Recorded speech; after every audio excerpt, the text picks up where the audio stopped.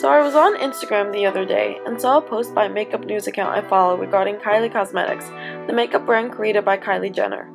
The post was the unveiling of their new line of concealers, which features 30 shades with about 8 shades for darker tones. Initially, I thought that between Fenty Beauty and now this, that it was great that more and more brands were finally starting to include darker shades of makeup. Then I saw a comment under the post that said Kylie was just copying Fenty Beauty and trying to jump on the bandwagon. I didn't understand this comment because people are always talking about more inclusivity for darker skin tones, but when they get it, there's a problem. But then I thought about Kylie Cosmetics and the face behind the brand as a whole. Kylie has received criticism when trying to imitate black people and their physical features, from lip injections to alleged butt implants to even a blackface controversy. Given these criticisms, it's not hard to understand why some are less inclined to embrace Kylie's products and see it more as an attempt to profit off the marginalized, similar to the ways in which she's changed her bodies to emulate features prominent in black women that have a history of being made fun of. Instead, people are more inclined to embrace Rihanna's Fenty Beauty line, which got great acclaim for its expansive shade range on its first initial launch.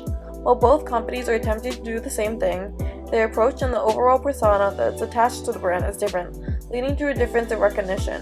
What I mean by this is that because of Kylie's controversial choices, her attempt to be inclusive is seen as ingenuine and superficial, causing some to not support what she's trying to do. Through this, I observed marketplace feminism. Marketplace feminism is described as mainstream celebrity consumer embrace of feminism that positions it as cool, fun, accessible identity that anyone can adopt. Many companies use such an approach to sell products, which is becoming very apparent in makeup. Social media has pushed makeup into a popular and an all-inclusive medium for many. Sites like YouTube and Instagram have allowed people from all different genders, sexualities, and ethnicities to show off their talents, causing them to gain great commercial success. Their viewers and fans take what they say with great weight and will immediately go out and buy a product if they rave about it. Their growing success has forced big makeup brands to keep up. Some have even managed collaborations with popular makeup brands like Patrick Starr with MAC Cosmetics and Nikki Tutorials with Too Faced.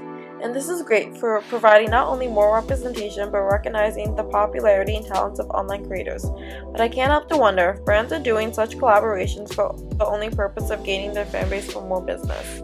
And of course, a business priority is to create and increase profits.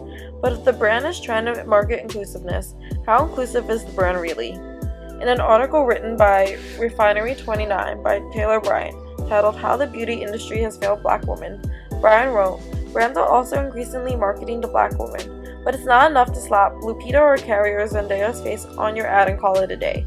You also have to deliver with the product. I researched if what she said was true. Lupita was a spokesperson for Lancome, making her the first black ambassador for the brand. Initially, this seems like a huge stepping stone for the brand, but take a look at the shade range, the foundation they're marketing in, and an ad she's featured in. While there are definitely shades for darker skin tones, it's not as expansive as it could be. There are over 20 shades for lighter skin tones, but only about 5 or 6 for darker skin tones, making it difficult for people who are in between these shades. Overall, it's great more and more brands are trying to be more representative of everyone. We need to question whether brands and its creators are genuinely making an effort, and not just making one-off attempts with little to show for it in their products or in their lifestyle choices.